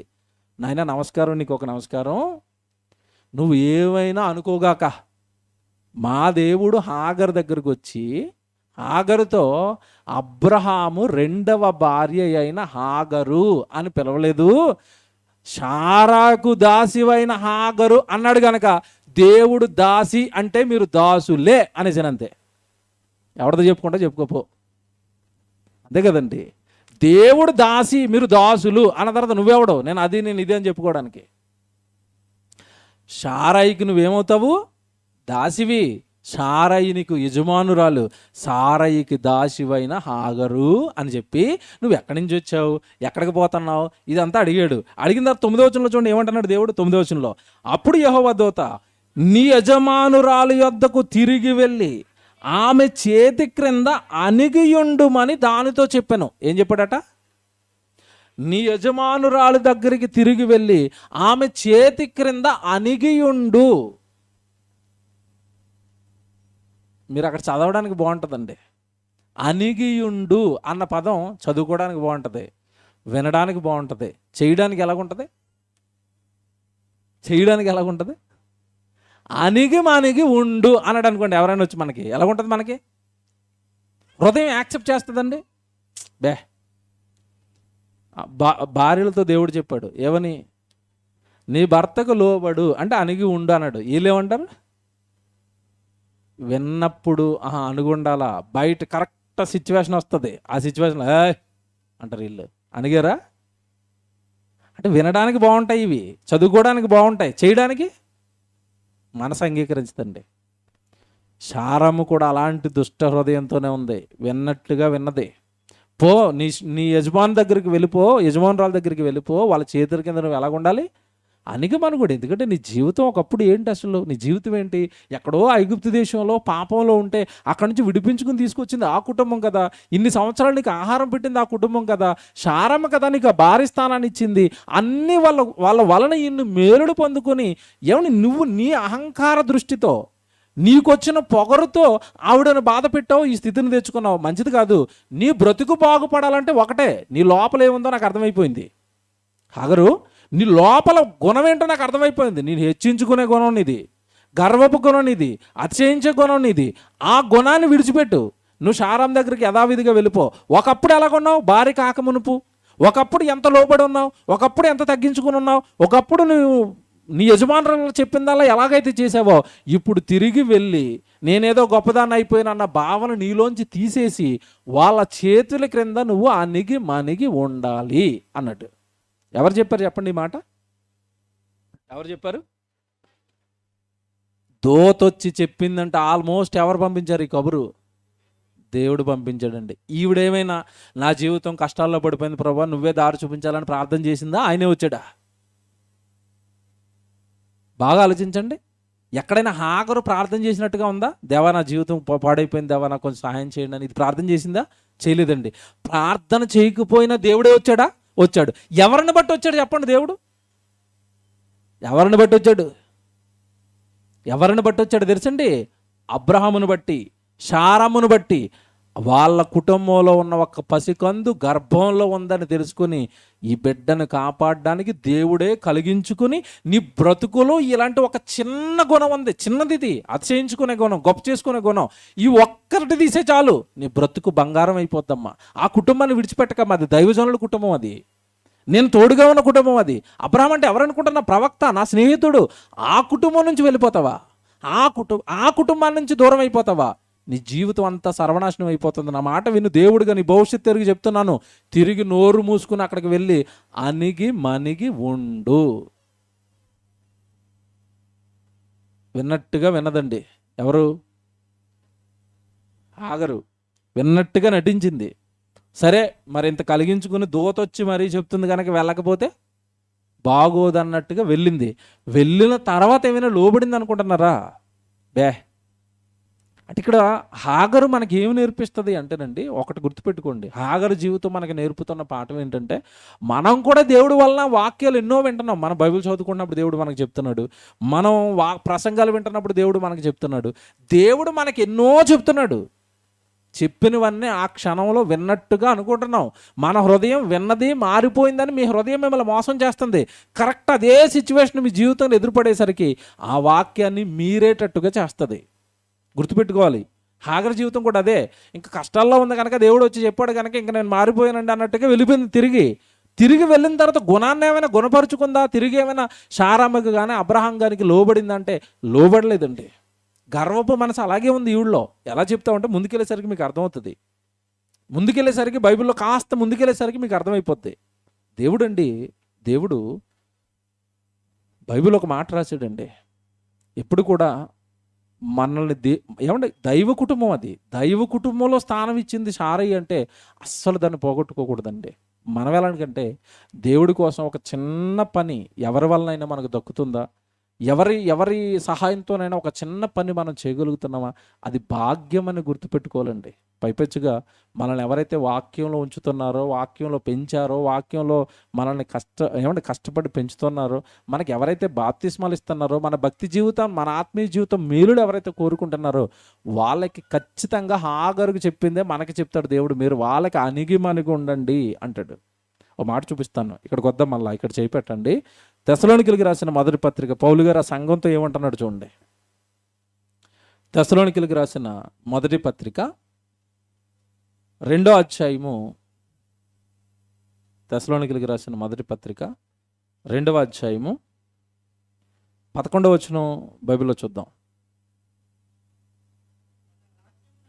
తెస్సలోనికీయులకు రాసిన మొదటి పత్రిక 2వ అధ్యాయం 11వ వచనం. తన రాజ్యమునకును మహిమకును మిమ్మును పిలుచుచున్న దేవునికి తగునట్టుగా మీరు నడుచుకొనవలనని మీలో ప్రతివానిని హెచ్చరించుచు. చూసారండి, హెచ్చరికట. మనం వచ్చింది ఎక్కడికట, ఎంత బాగా ఎక్స్ప్లెయిన్ చేస్తున్నాడు చూడండి. తన రాజ్యమునకు. ఇప్పుడు మన సంఘంలోకి వచ్చామంటే ఎవరి రాజ్యంలోకి వచ్చాం? దేవుడి రాజ్యంలోకి వచ్చాం. ఎంత గొప్పగా ఉంటుందండి ఇది. నేను అమెరికా సిటిజన్ అని ఎంత గొప్పగా చెప్పుకుంటారు, ఆ దేశం మంచిది కనుక. నేను ఆస్ట్రేలియా సిటిజన్ అండి, ఏమండి గల్ఫ్ దేశంలో నేను ఒక మంచి కోటీశ్వరుడు అండి, నేను ఆ సిటిజన్ అండి. ఏమండి ఇప్పుడు క్రైస్తవుడు అంటే ఏ సిటిజనో తెలుసా? దేవుడి రాజ్యం. చిన్న మాట కాదు ఇది. నువ్వు దేవుని రాజ్యంలోనికి వచ్చావు. ఎంత బాగుంది చూడండి ఆ మాట. 11వ వచనం.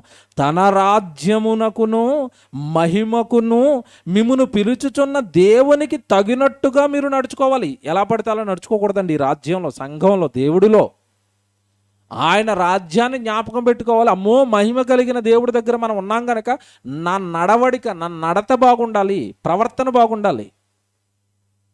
ఎంత బాగా రాశాడు చూడండి. ఇంకా చదువుదాం కిందకి. నడుచుకొనవలనని మీతో ప్రతివానిని హెచ్చరించుచు, ధైర్యపరచుచు, సాక్ష్యమిచ్చుచు, తండ్రి తన బిడ్డల ఎడల నడుచుకునే రీతిగా మీలో ప్రతివాని ఎడల మేము నడుచుకొంటిమని మీకు తెలియను. ఎలా నడుచుకున్నారట వీళ్ళు? ఒక తండ్రి బిడ్డల ఎడల ఎలాగైతే నడుచుకుంటాడో అలాగే మిమ్మల్ని హెచ్చరిస్తాను, అంతే తప్ప మీ మీద ఎలాంటి కక్ష, కోపము మాకు లేదు అంటున్నాడు పౌలు గారు. బిడ్డలను తండ్రి బిడ్డలను ఎలాగైతే హెచ్చరిస్తాడో మీరు దేవుళ్ళలో నుంచి ఎక్కడైనా పడిపోతారేమోనని మిమ్మల్ని హెచ్చరిస్తున్నాను కనుక జాగ్రత్త అన్నట్టు. అంటే ఇది మీకు ఎందుకు చెప్పానో తెలుసండి. ఆ రోజు దేవుడండి సాక్షాత్తు ఆగరుని హెచ్చరిస్తున్నాడు. అమ్మ జాగ్రత్త అమ్మ, నీ జీవితం అక్కడి నుంచి ఆ కుటుంబంలో నుంచి వెళ్ళిపోకమ్మా, కుటుంబంలో జాగ్రత్తగా ఉండమ్మా, అణిగిమణిగి ఉండమ్మా, జాగ్రత్తగా నడుచుకోమ్మా. నీ బిహేవియర్ బాగోక కదా అక్కడి నుంచి తరిమివేయబడ్డావు, నీ నడక బాగోక కదా వాళ్ళు నిన్ను ఆ కుటుంబం నుంచి వెలివేయిస్తారు. నీ నడక జాగ్రత్త, నీ నడత జాగ్రత్త. సేమ్ ఇక్కడ ఏదైతే పౌలు గారు సంఘానికి చెప్తున్నాడోనండి, అది దూత ద్వారా దేవుడు ఆ రోజు హాగరికి చెప్పిస్తున్నాడు. నీ నడత బాగోలేదు కనుక వచ్చేసావు అక్కడి నుంచి, పోగొట్టుకున్న ఫలాన్ని, పోగొట్టుకున్న ఆ దైవ కుటుంబాన్ని. ఇప్పుడు చెప్తాను. వెళ్ళిందండి అక్కడికి. వెళ్ళిన తర్వాత బిడ్డను కన్నదే. బిడ్డను కన్న తర్వాత అండి, బిడ్డను ఎలా పెంచిందో తెలుసండి. ఇస్మాయిల్ ఎలా పెరిగాడో తెలుసా? వాడు పెంపకం గురించి చూస్తున్నాడు, ఆశ్చర్యం వేస్తుందండి. వయసు చిన్నదే, చాలా చిన్నోడు అప్పటికే. ఈడు చిన్నోడుగా ఉండగానే కొద్ది రోజులకి ఎవరు పుట్టారంటే శారామ్మకి ఇస్సాకు పుట్టాడు. ఇస్సాకు పుట్టిన తర్వాత అండి దేవుడు అబ్రహాం గారు ఒకరోజు మంచి విందు చేయించేశాడు, గొప్ప విందు చేయించాడు. ఆ విందులో చాలామంది వచ్చారు, అంగరంగ వైభవంగా. మరి ఇస్సాకు విందు జరుగుతుంది. ఆ విందు జరుగుతున్న టైంలోనండి అక్కడేమో పక్క అందరూ సంతోషంగా ఉంటే, ఆనందంగా ఉంటే, ఈడేం చేస్తున్నాడు తెలుసండి? ఎవరు? హాగరు కొడుకు ఇస్మాయిల్. ఏమంటే తల్లిలో ఎలాంటి స్వభావాలు, ఎలాంటి గుణాలు అయితే ఉన్నాయో వీళ్ళలో యాజ్ ఇట్ ఈజ్గా అవే కనపడతాయి. మళ్ళీ ఒకసారి మీరు 20 ఆదికాండానికి వచ్చేయండి, 21వ అధ్యాయానికి. ఆదికాండము 21వ అధ్యాయానికి రండి, 8వ వచనం చూద్దాం. ఆదికాండము 21వ అధ్యాయము 8వ వచనంలో, ఆ పిల్లవాడు పెరిగి పాలు విడిచెను. ఇస్సాకు పాలు విడిచిన దినమందు అబ్రాహాము గొప్ప విందు చేయించెను. అప్పుడు అబ్రహాము ఐగుప్తురాలైన హాగరు కనిన కుమారుడు పరిహసించుట సారా చూచి, అక్కడ ప్రోగ్రామ్ ఏంటి, ఇటు చేస్తున్నది ఏంటి చెప్పండి. విందు జరుగుతున్నప్పుడు ఆనందంగా సంతోషంగా ఉండక ఈడే కార్యక్రమం పెట్టాడు. ఇస్మాయిల్ అట ఇస్సాకును పరిహసిస్తున్నాడట, అపహాస్యం చేస్తున్నాడట, గేలి చేస్తున్నాడట. ఏమండి, ఆగరేమో శారమ్మని చేసింది, వీడెవరిని చేస్తున్నాడు, ఇస్సాకుని చేస్తున్నాడు. లేక లేక లేక లేక దేవుడి ఆశీర్వాదం వలన పుట్టిన కుమారుడిని అలా చేస్తుంటే ఏ తల్లండి చూసి తట్టుకుంటుంది. వెంటనే మరలా కోపం వచ్చింది. ఎవరికి, శారమ్మకి. అబ్రాహాం దగ్గరికి మరలా పంచాయతీ. అబ్రాహాం ఏడుస్తున్నాడు, ఏం చేయాలో అర్థం అవ్వట్లేదు, పంచాయతీల మీద పంచాయతీలు.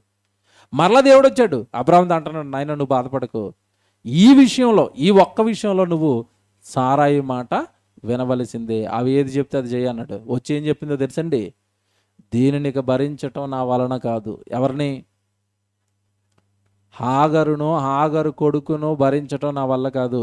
ఇప్పుడు అర్జెంటుగా నువ్వు నా ఇంటి నుంచి పర్మనెంట్గా వెళ్ళి ఏం చేయాలి, వెళ్ళగొట్టవలసిందే అని కూర్చుందండి. ఎవరు, సారై. మీకు ఇక్కడ మాట చెప్తానండి. ఏ మాట చెప్తానో తెలుసా, నువ్వు రిటర్న్ వెళ్ళిపోమ్మా, వాళ్ళ ఇంటికి వెళ్ళిపోమని చెప్పినప్పుడు అండి, హాగరుతో దేవుడు ఒక మాట చెప్పాడు. ఇందాక స్ట్రెస్ చేసి చదివించాను అది. ఏమని చెప్పాడు, సారాయి కింద నువ్వు అణిగి మణిగి ఉండు అన్నాడు. ఒకవేళ అండి ఇప్పుడు రిటర్న్ వచ్చిన తర్వాత అణిగి మణిగే ఉందనుకోండి, అణిగి మణిగి ఉన్న వ్యక్తిని ఎవరైనా పోగొట్టుకుంటారా? అసలు శారం వెళ్ళిపోమని చెప్తుందా, వెళ్ళగొట్టమని చెప్తుందా? వద్దులేండి, పాపం బిడ్డతో ఉంది కదా, అణిగిమణిగి ఉంటుంది, మనం ఏది పెడితే తింటుంది, మనకు చక్కగా లోబడి ఉంటుంది, ఆవిడ వద్దండి అని చెప్తుంది. వెళ్ళగొట్టవలసిందే అన్నదంటే వెళ్ళిన తర్వాత మారిందా, తిరిగి అదే ప్రవర్తనతో శారమ్మ ఎడల ప్రవర్తించిందా? అదే ప్రవర్తన. అంటే జీవితం మారలేదా? దేవుడు వచ్చి చెప్పినా సరే మారలేదా? దేవుడు అణిగిమణిగి ఉండమని కూడా పట్టించుకోలేదా? పట్టించుకోలేదండి. యథాచ్ఛగా మరలా అవే పనులు చేస్తుంది. ఇంక వెళ్ళగొట్టమన్నది, పర్మనెంట్గా వెళ్ళగొట్టమన్నది. వెళ్ళగొట్టబడ్డది.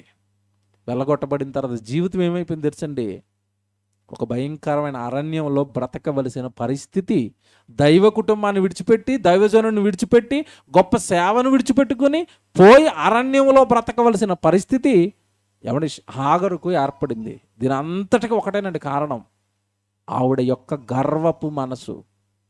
బైబిల్లో ఇలాంటి వ్యక్తిత్వం, ఇలాంటి మనసున్న వాళ్ళ గురించి దేవుడు ఏం రాశాడో తెలుసండి. ఒకసారి బైబిల్లో మీరు సామెతల గ్రంథం చూడండి. ఈ గర్వపు మనసు అనేది ఎంత ప్రమాదమో, ఎంత భయంకరమో దేవుడు చెప్తాడండి. 16వ అధ్యాయము, సామెతల గ్రంథం 16వ అధ్యాయము 18వ వచనం మీరు చూడండి. సామెతల గ్రంథం 16వ అధ్యాయము 18వ వచనం చదువుతున్నారు.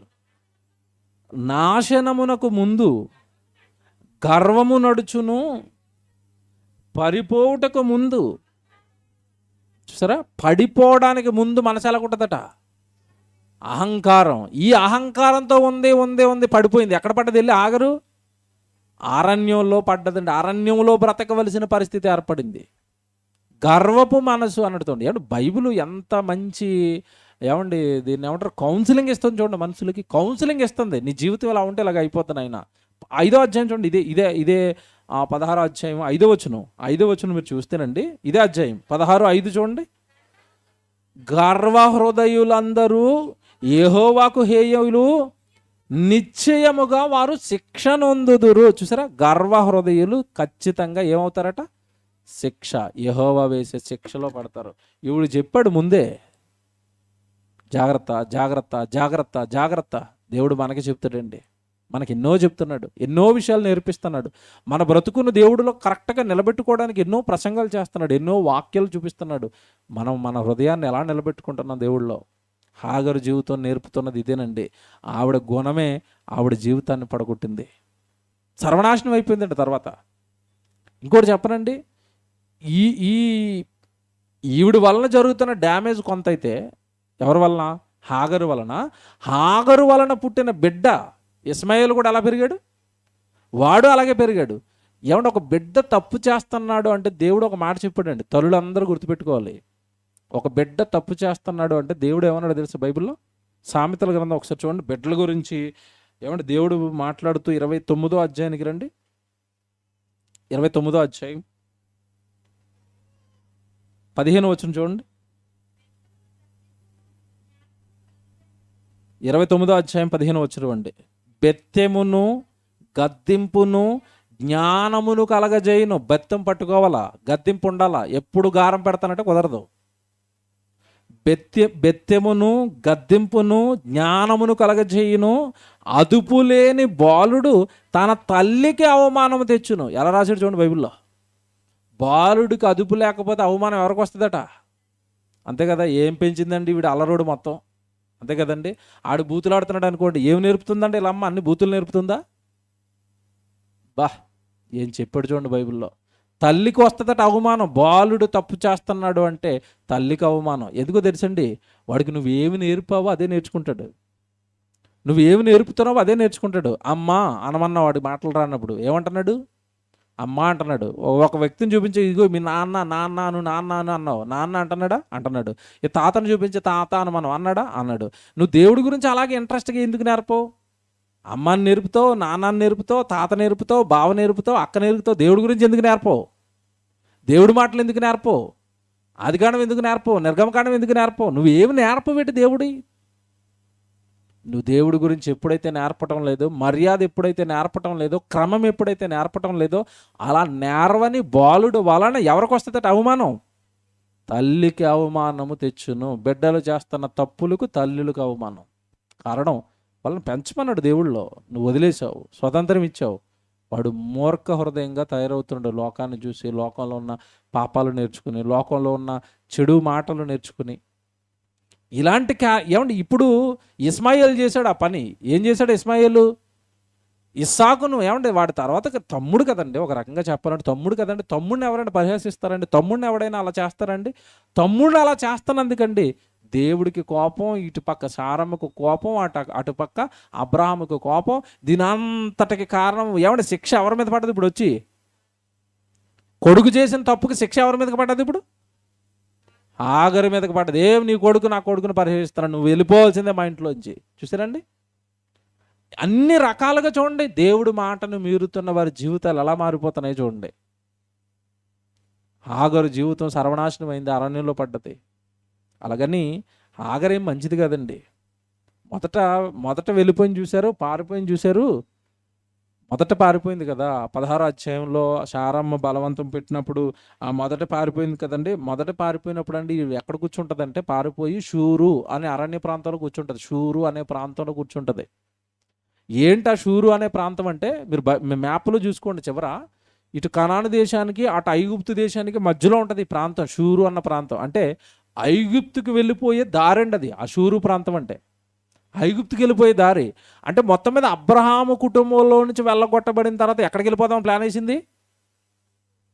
దోత వచ్చి కనబడకపోతే ఎక్కడికి పోయేది చెప్పండి? ఐగుప్తుకే. ఇప్పుడు చెప్తాను, జాగ్రత్తగా వినండి. అంటే అబ్రహాము కుటుంబంలోనికి చేర్చబడిన తర్వాత, దైవ కుటుంబంలోనికి చేర్చబడిన తర్వాత కూడా ఈవిడికి దేని మీద ఆశ, ప్రేమ చావలేదు. దేని మీద? ఐగుప్తు మీద చావలేదు. చూసారా ప్రేమ? పోనీ ఐగుప్తు దేశం ఏమైనా మంచి దేశమా? దేవుడున్న దేశమా? దేవుని పిల్లలున్న దేశమా? దైవజనులు ఉన్న దేశమా? అంటే దేవుడి కుటుంబంలో జాయిన్ అయిన తర్వాత కూడా తన సొంత దేశం మీద, తన సొంత ప్రాంతం మీద, ఐగుప్తు మీద ఏమంటే ప్రేమ చావనిదిగా ఈమె కనబడుతుంది మనకి. అంటే మనకి ఏమర్థమవుతుంది చెప్పండి? ఇప్పుడు మనం ఎక్కడికి చేర్చబడ్డాం? లోకంలో నుంచి దేవుని ఇంట్లోనికి చేర్చబడ్డాం, సంఘంలోనికి చేర్చబడ్డాం, ఇది దేవుడి రాజ్యంలోకి చేర్చబడ్డాం. ఏమన్నా ఈ రాజ్యంలోనికి చేర్చబడిన తర్వాత లోకం మీద కూడా కాస్త మనం ప్రేమగా చూస్తున్నాం అనుకోండి, ఆగరు వచ్చి వెళ్ళట్లేదా మన మీదకి? బాగా ఆలోచించుకోండి. దేవుడి కుటుంబంలోకి వచ్చిన తర్వాత కూడా ఐగుప్తు దేశం మీద ప్రేమ చావలేదట. ఇంకా చెప్పనా, ఇంకా బలంగా చేకూర్చే మాట చెప్పనా? ఈ అరణ్యంలోకి వెళ్ళిపోయింది కదండి. అరణ్యంలోకి వెళ్ళిపోయిన తర్వాత మరలా వచ్చాడు దేవుడు. పాపం దేవుడు విడిచిపెట్టలేదండి. దేవుడు చాలా మంచోడండి. ప్రేమ, జాలి, దయ. అబ్రహాం వెళ్ళగొట్టిన తర్వాత, పోలే నాయన శారమ్మకి నీకు గొడవలు కదా, అది అక్కడ ఉంటే నువ్వు వెళ్ళగొట్టే, నువ్వు పంపించేలే, నేను చూసుకుంటాను, శారమ్మ ప్రశాంతంగా ఉంటుంది కదా, వెళ్ళగొట్టే అన్నాడు. వెళ్ళగొట్టేశాడు. ఇది వచ్చి అరణ్యంలో పడ్డది. అరణ్యంలో పడ్డ తర్వాత బిడ్డ ఉన్నాడు చేతిలో, తెచ్చుకున్న నీళ్ళు అయిపోయినాయి, బిడ్డ నోరెండిపోయింది, చచ్చిపోతాడు. బిడ్డక ఏం దూరంగా పెట్టేసి ఏమైపోతాడో నా బిడ్డ అన్నట్టుగా బ్రతుకుతుంది. ఆ టైంలో దేవుడు వచ్చాడు. నీళ్ళు ఇచ్చాడు, బిడ్డ ప్రాణాన్ని బ్రతికించాడు. దేవుడి సహాయంతో బిడ్డను బ్రతికించుకుందండి. మళ్ళా ఆమె నిలబడగలిగింది. అరణ్యంలో వాళ్ళని పెంచి పోషించింది, వాళ్ళ వెనకొచ్చింది మరలానండి దేవుడేనండి.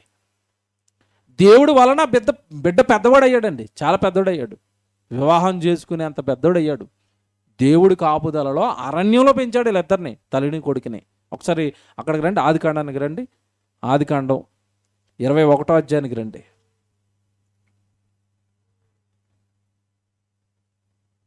17వ వచనం చూడండి. దేవుడు ఆ బిడ్డ మొరవినను, దేవుడు ఆ చిన్నవాని మొరవినను.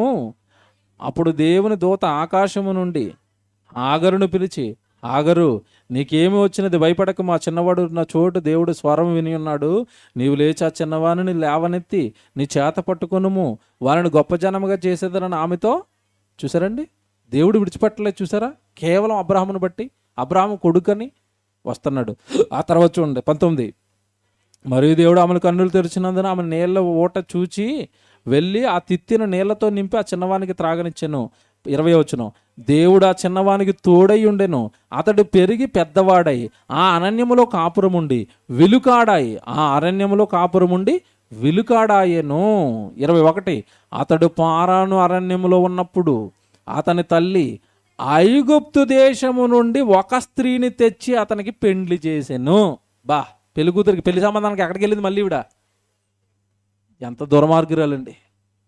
పెంచుతున్నది దేవుడు, కాపాడుతున్నది దేవుడు. ఎవరి కొడుకు? అబ్రాహాము కొడుకు.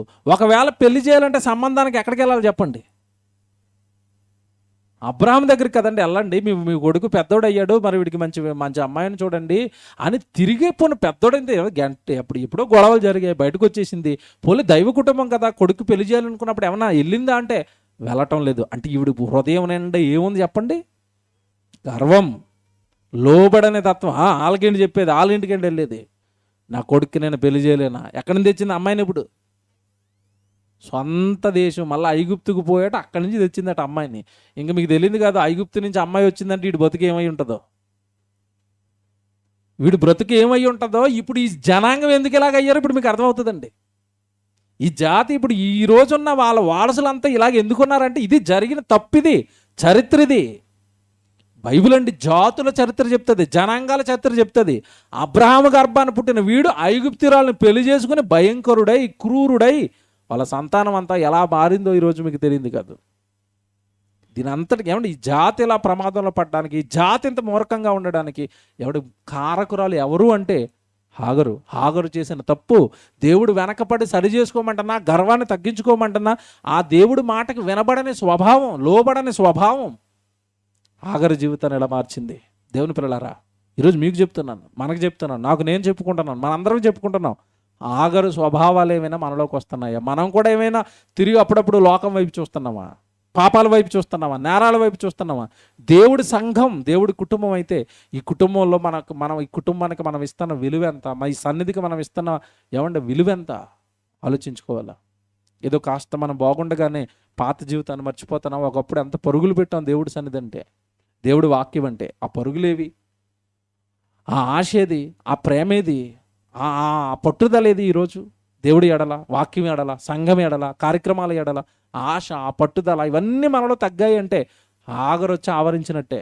కాస్త బాగుండగానే మన పరుగుని తగ్గిస్తున్నాం, కాస్త బాగుండగానే మన పని తగ్గిస్తున్నాం, కాస్త బాగుండగానే మన ఆసక్తిని తగ్గిస్తున్నాం.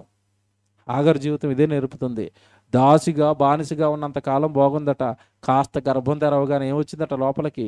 అహంకారం, గర్వం, నేను ఏదో అయిపోయినలే అనుకుంటుంది. వద్దండి, జీవితకాలం అంతా దేవుడికి మనం లోబడవలసిందే. జీవితకాలం అంతా మనల్ని మనం తగ్గించుకోవాల్సిందే. జీవితకాలం అంతా ఒక సహోదరుడికి మనం లోబడి ఉండాల్సిందే. ముఖ్యంగా దైవజనులకు, వాక్యం నేర్పుతున్న వాళ్ళకి, పెద్దలకు లోబడి మన జీవితాన్ని ఎప్పుడైతే కట్టుకుంటున్నామో, లోబడే గుణం ఎప్పుడైతే మనలో ఎక్కువగా మనం పెంపొందించుకుంటున్నామో, అందరి మాట వినడానికి, తగ్గించుకోవడానికి, నెమ్మది కలిగిన జీవితానికి మనం ఎప్పుడైతే అలవాటు పడుతున్నామండి, నిజంగా దేవుడు హెచ్చిస్తాడండి. ఆ గుణాన్ని, ఆ మనిషిని, ఆ వ్యక్తిత్వాన్ని దేవుడు చాలా గొప్ప చేస్తాడండి. దేవుని పిల్లలారా, ఒక్కసారి హాగరు జీవితం ఇన్ని పాఠాలు నేర్పిస్తుంది. అక్కడక్కడ కనపడుతుంది అంతే, కానీ ఇంత విషయం ఆవిడ జీవితం మనకి నేర్పిస్తుంది. ఇంత భయంకరంగా పోగొట్టుకుంది. దేవుడి సన్నిధి, దేవుని కుటుంబం, దేవుడి కార్యక్రమాలు పోగొట్టుకొని అరణ్యంలో పెరిగి పాపపు జీవితాన్ని జీవించి పాపపు జీవితంలో ఉన్న ఒక కుమార్తెను పట్టుకొచ్చి కొడుకుకు పెళ్లి చేసి నిజంగా ఆవిడ జీవితం ఏమైపోయిందో మీరు ఆలోచించండి. అరణ్యంలో బ్రతకవలసిన పరిస్థితి. ఆవిడ జీవితకాలం అంతా కొడుకు ఈవిడ కూడా అరణ్యంలో అడవిలో బ్రతికారు. అబ్రహాం దగ్గర హ్యాపీగా ఎవడ పశువుల మందలతో ధనవంతుడితో ఉండవలసిన వీళ్ళు అరణ్యంలో బ్రతికారంటే బ్రతకడానికి ఎన్ని కష్టాలు పడి ఉంటారు వీళ్ళిద్దరు, మీరు ఆలోచించండి దేవుని పిల్లలారా. కనుక ఇదంతటికి ఇంత దారుణంగా ఈవిడ జీవితం నాశనం అవడానికి కారణం ఒకటే, అహంకారపు మనసు. అణిగిమనుగుండు అని దేవుడు లోబడమంటే ఆ మాటను, దేవుడి మాటను సైతం పట్టించుకొని జీవితం హాగరదు గనక ఇంతటి భయంకరమైన స్థితికి దిగజారింది. ఇది ఎలాగుంటాయంటేనండి, మేము మీటింగ్లు తిరుగుతున్నప్పుడు అండి, బైబిల్ ఓపెన్ యూనివర్సిటీ మన దగ్గర మరీ ఎక్కువగా ఉంటాయి ఇవి. ఒక ప్రిన్సిపల్ గారు చెప్తున్నారండి, ఒక కుర్రోడికి పాపం డబ్బులు లేకపోతే పరీక్ష ఫీజులు కట్టాడట ఆయనే, వాక్యం చెప్పాడట. అలా నెమ్మదిగా బాప్తిసం ఇచ్చాడట ఆయనే. వివాహం చేశాడట. వివాహం చేసి బాప్తిసం ఇచ్చి ఎమ్మడేచ్చి పరీక్షలు రాయించి కొంచెం అలా నమ్మకంగా ఉంటున్నాడు కదని ఏమండి కోఆర్డినేటర్గా వేసి ప్రసంగాలు చెప్పడానికి, తొలి ప్రసంగాలు చెప్పడానికి, బైబిల్ క్లాసులు చెప్పడానికి ముందు పెట్టాడట. ముందు పెట్టిన తర్వాత అంటే కొద్ది రోజులకి కుర్రోడు ఏం ప్రచారం చేస్తున్నాడు తెలుసండి పిల్లల దగ్గర, మన ప్రిన్సిపాల్ గారికి ఏం వాక్యం రాదండి, నేను సూపరు, ఆయన పక్కనెట్టండి, నాతో మీటింగ్లు అట్టండి అంటున్నాడట. అతనికి ఏమి రాదండి, అదే అలా అతను ప్రసంగాలు బాగోవండి అంటున్నాడట. వీడు పెరిగింది ఎవరి ప్రసంగాలు విని? ఆయన ప్రసంగాలు వినే పెరిగాడు. ఆయనే బాప్తిజం ఇచ్చాడు, ఆయనే ఏమండి మైక్ ఇచ్చాడు. ఇవన్నీ మర్చిపోయండి నిలబెట్టిన వ్యక్తి మీద వ్యతిరేకంగా మాట్లాడుతున్నాడట. దేవుడు పనిచ్చిన వ్యక్తికి వ్యతిరేకంగా మారిపోయాడట. కుమిలిపోతున్నాడండి ఆయన. ఇలాగ అయిపోయింది నాయన, ఇలాగ ఉంది జీవితం అంటే. నేను ఒకటే చెప్పానంటే, ఈ ప్రసంగం అంతా ఆయనకి 2 ముక్కల్లో చెప్పాను. ఒక్కసారి ఈ ప్రసంగం అందుకోండి అన్నాడికి దెయ్యం పట్టింది, దెయ్యం వెళ్ళిపోద్ది. నిలబెట్టిన వాళ్ళ మీద తిరగబట్టమా, నిలబెట్టిన వాళ్ళని తృణీకరించటమా, నిలబెట్టిన వాళ్ళ మీద చెడుగా మాట్లాడుకోవటం, ఇది కృతజ్ఞత లేని జీవితం కదా. మన కుటుంబాలను నిలబెట్టారు, మన వాక్యం చెప్పారు, మన జీవితాలు బాగున్నాయి అంటే ఏమంటే సంఘానికి కాపరిగా ఉండి కష్టపడుతున్న వ్యక్తికి గౌరవం ఇవ్వనప్పుడు అండి హాగరు జీవితమే అది.